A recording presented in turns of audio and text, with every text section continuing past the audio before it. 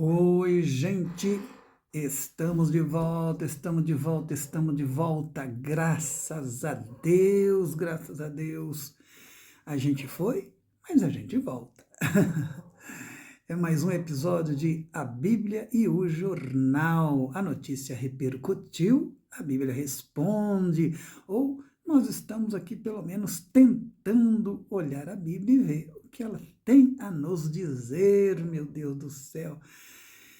Deus abençoe todos vocês que estão aí nos assistindo e eu peço que se você gostou e abençoou e foi bom, divulgue, tá bom? Você sabe como fazer.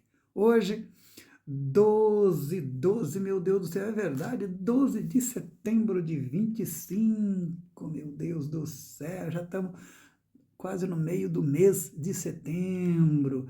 Vamos ao nosso assunto de hoje, meu Deus do céu. E aí, que será do que a gente vai falar, hein? Não poderíamos deixar de fora o assunto, não é mesmo? Eu quero dar o título a esse episódio aqui, para a gente pensar um pouquinho, Bolsonaro condenado. A justiça foi feita? A justiça foi feita? E aí?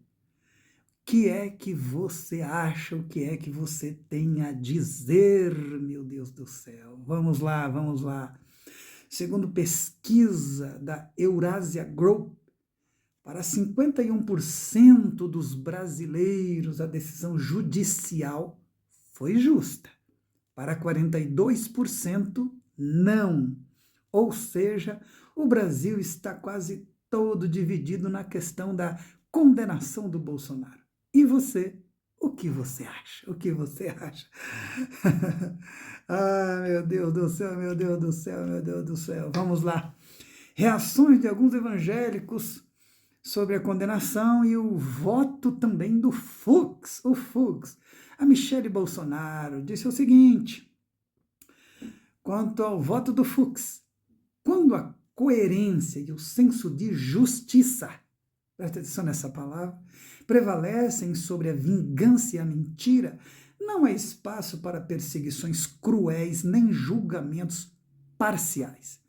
E sobre a condenação em si, ela diz: há um Deus no céu que tudo vê, que ama a justiça e odeia a iniquidade, meu Deus do céu. Sóstenes Cavalcante, pastor, deputado federal e líder da bancada do PL na Câmara, fez elogios ao Fux, disse que o voto dele foi juridicamente perfeito. E depois da condenação do Bolsonaro, ele disse que vai à luta por anistia. E ele não podia faltar, ele não podia faltar. Malafaia. O Malafaia lá também disse o seguinte: Bolsonaro condenado, Constituição e leis jogadas na lata do lixo. Anistia já! Para acabar com essa farsa de perseguição política.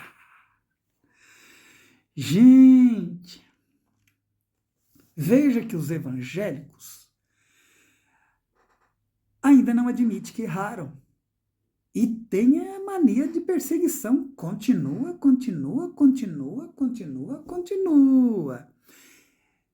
Cuidado, a situação pode piorar muito ainda, gente. Muito. Pense bem no que vocês estão fazendo. Veja bem, o Bolsonaro não estaria nessa situação se os seus conselheiros evangélicos tivessem agido conforme o Evangelho de Jesus. Teria dito para ele: presidente, não faça isso. Presidente, não faça isso. Presidente, não faça isso. Isso não. Se envolveram, participaram. E a situação é o que está aí. Uma outra coisa, e o futuro do Malafaia não é nada bom se ele continuar neste caminho de arrogância e autoengano. Ok. Continuando aqui, vamos lá. O nosso conceito de justiça. justiça? Qual é o seu conceito de justiça? O que é justiça para você? O que é certo, o que é errado para você? É o que está rolando aí nesse julgamento. Veja bem, justiça para Michele Bolsonaro, Sóstenes Cavalcante, o Malafaia e os outros 42% seria a não condenação de Bolsonaro. Já a justiça para 51% dos brasileiros, já para 51% dos brasileiros, a justiça foi feita. Ou seja, justiça aqui é feita quando a pessoa que eu apoio não é condenada. Ou quando a pessoa que eu não apoio é condenada. Você entendeu o que eu disse, meu querido? E mais, o juiz é bom quando vota favorável em quem apoio. O juiz é ruim quando vota para condenar quem eu apoio. Durma com esse barulho, hein? Durma com esse barulho. Como agradar os seres humanos? Pois bem, foi exatamente isso que aconteceu com o ministro Fux, que recebeu os maiores elogios dos bolsonaristas com seu voto a favor da anulação da condenação de Bolsonaro. Enquanto os outros que condenaram Bolsonaro só receberam críticas e mais críticas e mais críticas. O que isso significa? O que isso significa? O que isso significa? Veja bem, o nosso conceito de justiça tem a ver quando a justiça nos favorece. Quando é o contrário, é injustiça. A justiça perfeita para nós é quando ela nos favorece. Ou seja, é a cultura do jeitinho brasileiro de levar vantagem. É só isso que a gente quer. O resto a gente não quer nem saber, nem saber, nem saber. Vai ver se eu estou na esquina.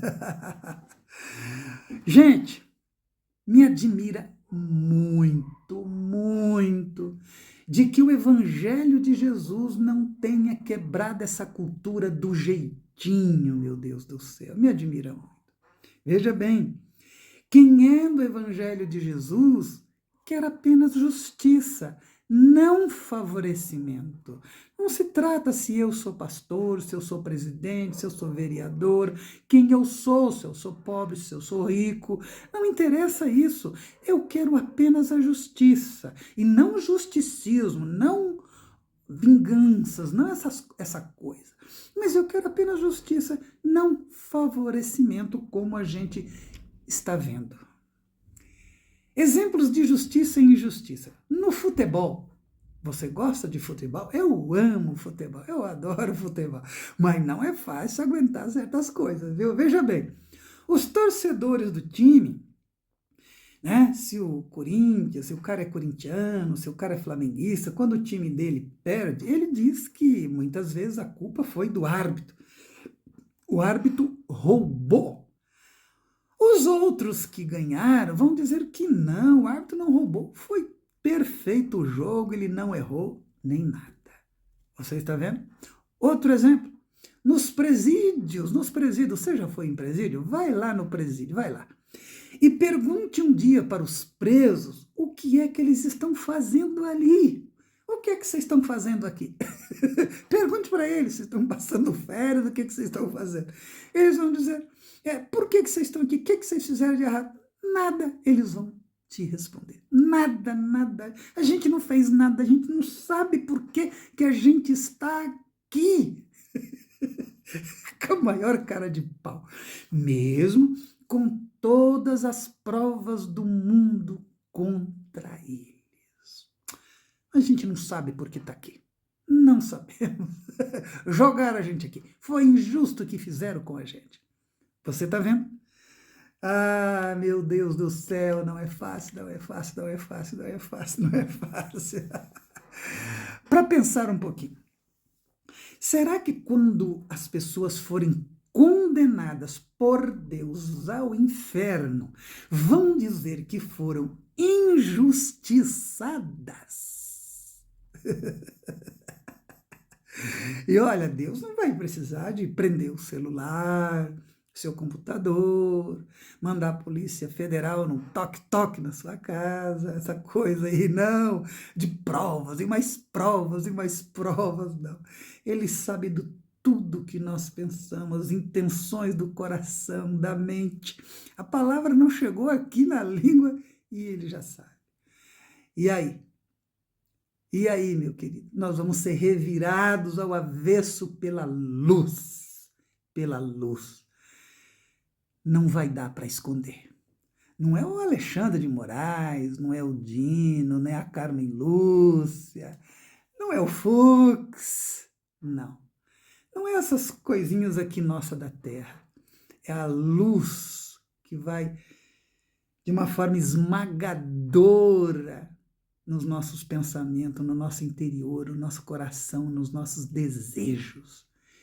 E aí? Você está preparado para esse dia, meu querido? Ou você está no auto-engano? Você está tipo, eu imagino que seja assim. Eu concordo com isso e não concordo com aquilo. Acho bom você rever seus conceitos, tá bom? Duas coisas para finalizar. Primeira, não espere perfeição da justiça humana. O seu pastor já falou isso para você? Você já leu na Bíblia sobre isso? Deixa eu ler um textinho aqui.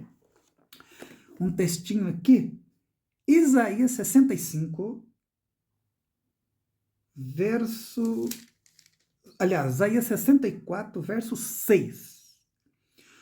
Somos como o impuro, todos nós. Todos os nossos atos de justiça são como trapo de imundícias. Murchamos como folhas, e como vento, as nossas iniquidades nos levam para longe. E aí? A justiça humana é perfeita? Não. Você é perfeito? Não. Eu sou? Não. Isso quer dizer que a justiça humana pode e vai cometer erros e vai cometer injustiças, meu querido. Quanto há de injustiça cometida com as pessoas no Brasil, gente que ficou nas cadeias, preso por anos e anos e depois, erramos. A Suprema Corte Americana, neste momento, tem sido motivo de críticas pesadas pelo Donald Trump, tá bom? Outra coisa, você lembra do Holocausto, onde 6 milhões de judeus foram mortos pelo nazismo? Então, meu querido, a maioria desses criminosos nazistas foram libertados após os julgamentos de Nuremberg. Você está me entendendo? Então, veja bem, a justiça precisa se ater aos fatos e interpretar as leis de maneira correta na hora de julgar. Basicamente é isso, só isso. Isso é o que precisa ser feito, analisado num julgamento. E foi o que o STF fez e ao vivo o Brasil inteiro viu, a semana inteira, 2 semanas praticamente de julgamento, os advogados de defesa estiveram lá defendendo os seus clientes e pronto. E o resultado final, 4-1. Você concordou? É isso aí. Você não concordou? É isso aí. É o que temos para hoje no planeta Terra, meu querido. Ok. Então, cuidado com seus pensamentos sobre o que você acha. Eu acho que isso é assim. Eu acho que isso não é assim. Pense bem um pouquinho pelo amor de Deus, tá bom? Você é perfeito? Você é corretíssimo? Você não peca? Você não erra? Cuidado. É verdade que a justiça tem que fazer o melhor, lógico. E a gente tem que crer que eles fizeram o melhor. né? Senão a situação fica complicada. Como diz o governador de São Paulo, diz que não crê na justiça, não confia na justiça. É sério isso daí. Eu quero partir para o final, falando com você, como deve ser o comportamento dos cristãos com essa relação justiça e injustiça no mundo.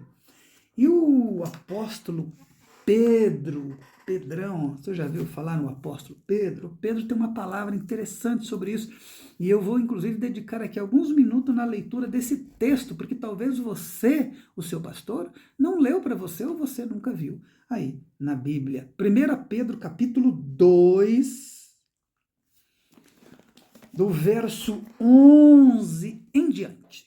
1 Pedro 2,11 em diante. Amados, insisto em que, como estrangeiros e peregrinos no mundo, tem gente que acha que vai ficar aqui para sempre, né? Vocês se abstenham dos desejos carnais que guerreiam contra a alma. Tem desejos carnais aí, e essa questão de justiça e injustiça pode ser um desejo carnal. Você quer estar certo quando não está. Cuidado, tá bom? Cuidado, cuidado, cuidado. Verso 12. Vivam entre os pagãos de maneira exemplar, para que mesmo que ele acusem vocês de praticarem o mal, observem as boas obras de vocês, para que vocês praticam e glorificam a Deus no dia da sua intervenção. Verso 13. Por causa do Senhor, sujeitem-se a toda autoridade, constituída entre os homens. Você está me ouvindo? Sujeita aí ao STF, ao Alexandre de Moraes. Tem que sujeitar, gente. Não é porque eu gosto, você gosta, a gente quer, a gente não quer. Tem que sujeitar, gente. Seja também rei como autoridade suprema, seja os governadores como por ele enviados para punir os que praticam o mal e honra aos que praticam o bem, pois é da vontade de Deus que, praticando o bem, vocês silenciem a ignorância dos insensatos. É praticando bem, não é com ódio, não é com fake news, não é com vingança, não é estando errado e achando que está correto, tá bom? Então, quando a gente pratica o bem, a gente silencia a ignorância dos insensatos. Vivam como pessoas livres, mas não usem da liberdade como desculpa para fazer o mal. Tem gente querendo a tal da liberdade de expressão, não é para fazer o bem, é para fazer o mal. E essas pessoas que reivindicam isso sabem que é para fazer o mal. Você está no auto-engano, meu querido. Pelo amor de Deus, olha lá, cuidado, cuidado, cuidado. Vivam como servos de Deus. Tratam todos com o devido respeito, amem os irmãos, temam a Deus e honrem o rei. Verso 18. Servos, sujeitem-se aos seus senhores com todo respeito, não apenas os bons e amáveis, mas também aos maus. Porque é louvável que por motivo da sua consciência com Deus. Você está entendendo? A questão é a sua consciência com Deus. É a sua consciência com Deus. E como está a sua consciência com Deus? Ao que alguém suporte aflições, sofrendo injustamente. Olha, questão de consciência. Eu fui injustiçado? Tá bom. Ok, eu fui injustiçado. Pedro diz no 20, pois que vantagem há em suportar açoites recebido por ter cometido o mal? Cara, se você recebeu açoite porque você cometeu o mal, tá tudo certo. Mas se você está sendo sofrendo injustamente porque fez o bem, opa! Opa, fique na sua. Questão de consciência com Deus. Você sabe que você não fez errado. Então fique na sua. Fique na sua. Por quê? Mas se vocês suportam o sofrimento por ter feito o bem, isso é louvável diante de Deus. Por isso vocês foram chamados, pois também Cristo sofreu no lugar de vocês, deixando o exemplo para que sigam os seus passos. Você está seguindo os passos de quem, pelo amor de Deus, quando se trata de justiça e de injustiça? Pense nisso. Pelo amor de Deus, para você não ser levado pela opinião dos outros, que muitas vezes está com os corações cheios de ódio, de vingança, de justicismo, porque justiça para ele é o que ele acha, é o que ele pensa, e não o que de fato tem que ser, que está nas leis do país e tudo mais. O grande problema, para mim, de tudo que tem acontecido no Brasil dentro da igreja evangélica, e principalmente nessa situação da questão política, tem a ver com uma coisa só. Tem que se converter ao evangelho de Jesus. A maioria dessas pessoas não se converteu ao evangelho de Jesus, porque se tivesse se convertido a Jesus de verdade, não estariam nessa situação. Esse vexame nacional, tá bom? Beijo para você, Deus abençoe em nome de Jesus e que Deus tenha misericórdia de todos nós. Tchau, tchau, Deus abençoe.